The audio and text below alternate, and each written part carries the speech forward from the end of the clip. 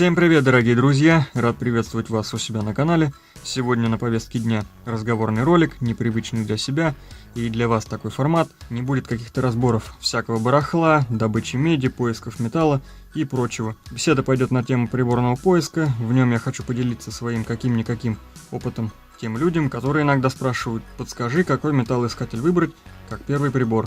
Также оставлю отзыв по своей покупке, расскажу всю историю от и до, от покупки до последнего похода в этом году, с чем я столкнулся, с какими проблемами, недопониманиями, доволен или нет, и вообще стоит ли покупать этот товар или нет, и остальное тому подобное. Я сам новичок, я не профессионал, и все сказанное в этом ролике – мое личное мнение, никому не навязчивое, мой сугубо личный опыт. Начну с предыстории, с самого далека, и вы, наверное, сразу подумаете, что я, как и все, начал заниматься поиском металлолома по той причине, что он начал цениться, валяется чермет кругом, сдавай не хочу, деньга все-таки капает. В прошлом году вообще до 30 рублей, где-то доходил в некоторых регионах, бешеная цена. И собирают все, кому не лень, от алкашей до бомжей и школьников. В 2020 году, почти перед самым Новым годом, я перенес чертову заразу под наименованием ковид, организм подвергся осложнениям, нервная система клянанула. В общем, кто-то, если из вас сталкивался с таким понятием, как панические атаки, тот в курсе, что это такое. Обращался к неврологу, выписывали мне препараты, чтобы избавиться от этого недуга, при котором, реально просто жить невозможно. И рекомендовала заняться, кроме работы, еще какими-нибудь делами, дабы отвлечься от этой всякой дичи, которая была в голове, заняться в свободное время каким-то увлечением, хобби и тому подобное, чтобы не сидеть без дела, в общем. Короче, меньше за компом торчать, одним словом. Так, по сути, и появился мой канал. Зимой мне стал интересен поиск металлолома из-за одного просмотренного ролика. YouTube мне стал совать, рекомендовать других авторов. Сейчас уже не вспомню, кого я именно посмотрел первым. И тут я подумал, посмотрел на их просмотры, думаю, а чем я хуже? Если людям нравится смотреть на всякие прогулки по помоям, должно быть, и меня также посмотрят. Так и вышло. Цена на металл тоже играла свою роль, но по большой части я хотел так же, как многие, что-то снимать, чтобы людям было это интересно смотреть. Весной я просто гулял по лесным дорогам, и мне стали попадаться всякие железки. По первым видео все это наглядно видно, какие залежи по одну и другую сторону лесных дорог у нас валяются. В дальнейшем стали у меня выходить видосы, где я тыкал дедовским методом грунт лопатой.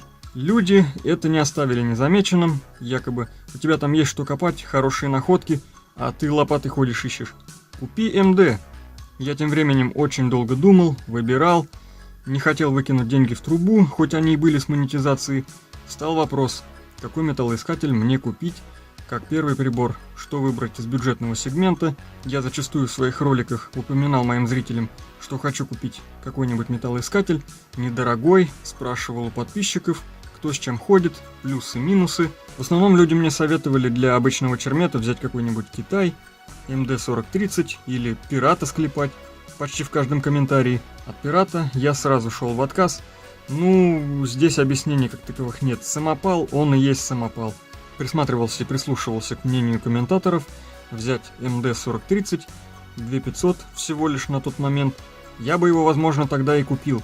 Но произошли февральские события, и цены улетели на Луну или на Марс, хрен его знает куда именно. И этот 4030 стал стоить 5500 где-то в этом районе, вместо своих привычных 2000 рублей. Стало еще напряженнее выбирать, просто никто не знал, что будет завтра, или совсем рубль обесценится, и надо брать сейчас пока хоть что-то, пока цена еще выше не стала, или сидеть и ждать, что будет завтра. И тут мне один человек залетает в комментарии и пишет: прошерсти Авито, может там чего попадется. Почему я об этом сразу не подумал и даже не догадался туда зайти, полистать? Я до сих пор не могу этого понять. К тому же там работает авиадоставка, Почтой России из региона в регион. Это не реклама платформы, никто мне за это не платил. Так вот, в продолжении истории я сразу скажу. Я купил именно там. Приложу сейчас скриншоты. Продавала женщина из города Балакова, Саратовской области. На фотках прибор был в идеальном состоянии. Таким он ко мне и приехал. Ни царапин, ни пылинки. Пленочка даже на экране была. Могу предположить, что на пляжу где-нибудь на Волге побывал пару раз этот прибор и простаивал. Металлоискатель Quest X5, тоже не реклама. Почему выбор пал именно на него? объясню чуть позже, когда расскажу плюсы и минусы других приборов из подборки самых бюджетных. Именно эти варианты я и рассматривал. Я довольно скептически отношусь к женщинам, которые продают что-то на Авито. До этого я покупал там телефон, боже, мне прямо везет на таких людей попадать. В этой жизни покупался этот металлоискатель в магазине металлоискателей МД Регион. Не реклама, коробка, паспорт, брошюрки и гарантийный талон сразу указали на это. Магазин нормальный, но были свои огрехи, поэтому я и пошел на Авито, а не стал покупать новый с магазина, когда доллар стал выше 100 рублей, где-то 120 стал стоить. Там буквально через 2 дня подняли цену в 2 раза. На все товары, неважно какая была закупочная цена до всего этого, не стали продавать по старой цене, а тупо влупили ценники, и аппарат стал стоить не 13 тысяч рублей, а 25 тысяч рублей. 25 900 даже, если не изменять память. 25, ну никак он не стоит. Я был просто не готов отдавать двойной прайс и платить деньги за воздух. У меня нет цели кого-то обосрать, так почти, или даже, наверное, будет правильнее сказать, все практически магазины задрали цены до потолка, и лишь единицы продавали товар по старой закупочной цене, а новые партии уже шли дороже. И вот тогда на днях я уже собирался ехать в город и взять новый. В этом же магазине, в своем регионе, но не получилось. Понятно, все хотят сберечь бизнес в такое непростое время. Санкции, трудности с поставками. Забрал я с почты свою покупку, собрал прибор, вышел с ним в огород, чтобы проверить, что я приобрел, чисто глянуть, работает или нет, кнопки понажимать, ищет или нет, все интересно, держа впервые такое в руках.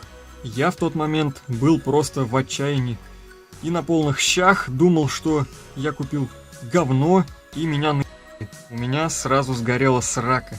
Некоторые люди как раз таки писали в отзывах, что прибор фонит, катушки полный кал родные, выдает левые сигналы и все такое. Взял, в общем, на свой страх и риск, несмотря, что я смотрел кучу обзоров, отзывов. Авось повезет, и мне не достанется такой фонящий МД. Я расстроился тогда. Искал еще усерднее устранение каких-либо факторов, проблем. Думал и верил, может, я просто не разбираюсь, и мои кривые руки делают что-то не так. Так и есть. Обмотал плотно штангу кабелем катушки, посадил на обычную изоленту, шумы ушли. Но все равно он фонил, фантомил, пищал. Это дико раздражало. Я долго грешил на катушку, что проблема именно в ней. Потом настроил на крупный металл. Уже стал что-то понимать, как это работает. Чуйка на 50, и фантомы ушли. То есть он отсекал весь шмурдяк, всю мелочь, всякие гвозди и прочее, и реагировал только на более-менее крупненький металл. Так я и проходил с ним все это лето, копал. Но перед этим хотел даже поменять катушку на полном серьезе. Заслал бы кто-нибудь? Я, конечно, бы не отказался. Но дело было вовсе не в катушке. Осенью я вышел с ним в лес. Он вообще молчал, как рыба. Чуйку хоть 99 ставь. Вообще лафа с ним ходить. Дело было в очень замусоренном грунте. Зарытые старые свалки, на одной такой стоит мой огород. Да, блин, огород стоит. На свалке. Пока я по нему ходил, я оттуда чего только не выкопал. Когда это место пустовало и домов здесь не было, может быть, народ сюда это все вываливал, всякий мусор. А потом построили дома, все разровняли трактором и дали участки с огородами. Не знаю, 1,5 штыка лопаты, и начинается жесткий мусор. Я оттуда и свинец выкапывал, и что оттуда я только не доставал. Возможно, я не утверждаю, у людей мог быть реально брак, а возможно, такой же мусор на глубине.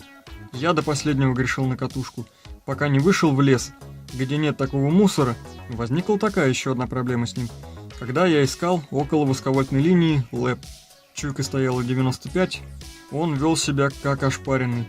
Настройки полей сбоку кнопкой F2, F3, F4, F5, F6 и далее не помогали. Квакал, бесился без остановки. Я умудрялся при этом даже как-то ходить, так и искать.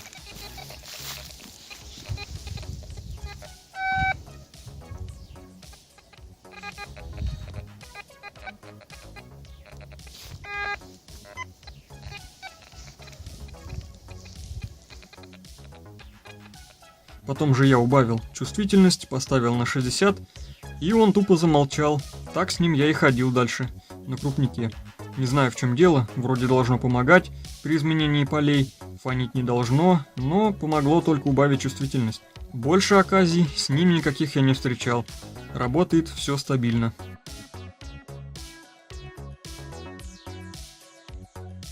Первый его плюс – USB зарядка. Внутри стоит литий-ионный аккумулятор на 1000 мА. Нахрен не нужны никакие кроны, никакие батарейки. Не надо ничего по 100 раз покупать.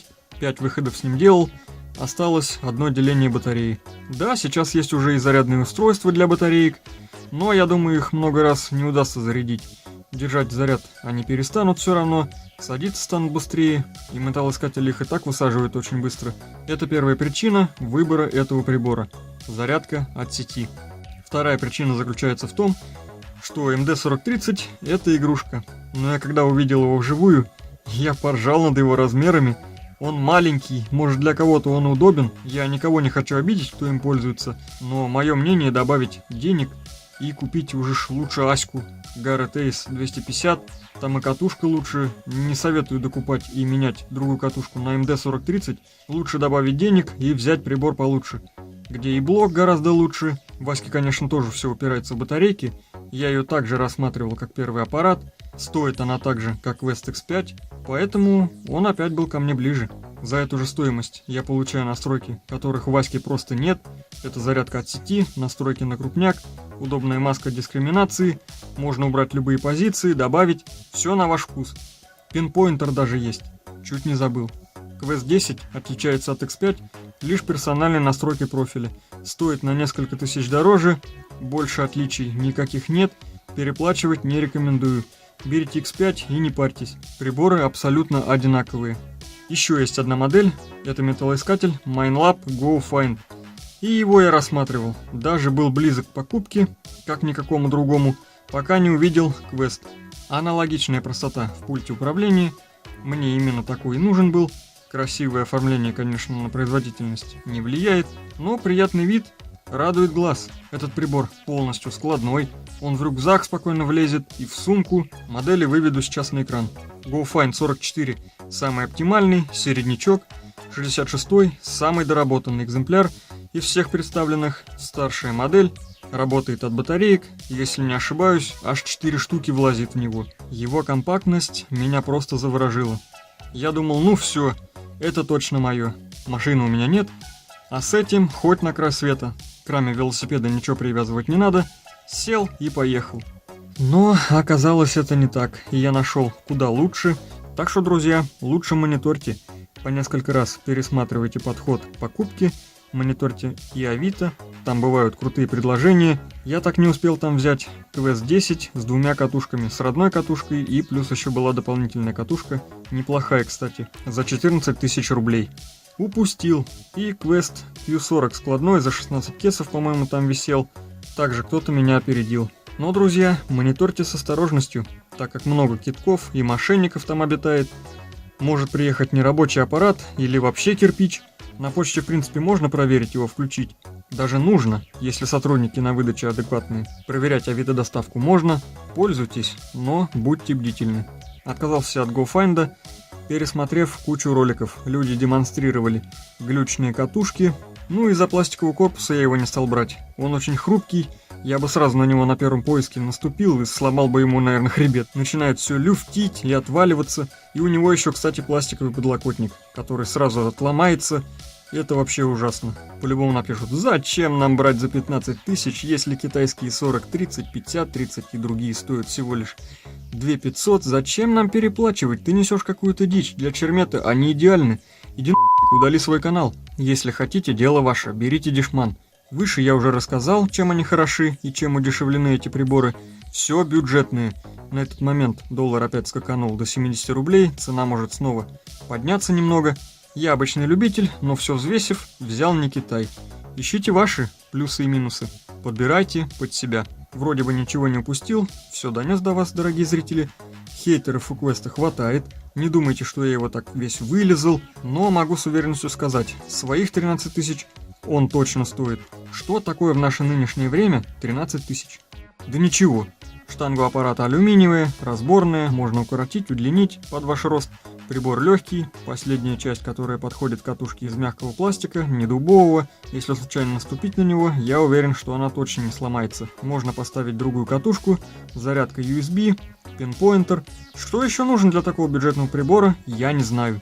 Мой аппарат по паспорту куплен в 2019 году, может, тогда делали качественнее, когда он только вышел на рынок. Я его перекупил почти после 2 лет после покупки. У любого товара всегда есть недовольные покупатели. Где-то попадается брак, а где-то люди сами, не разобравшись, начинают хаять тот или иной товар. Я тоже сперва в своих роликах наезжал на него, шаря в засоренных местах. Если уж хотеть идеала, то нужно смотреть и покупать не бюджетники, а рангом выше. Думаю, вы со мной согласитесь. По чермету он для меня идеален. По монетам я не ходил, накопал с ним тонну точно, и он уже себя отбил. Не на правах рекламы, хочу новичкам дать хороший совет.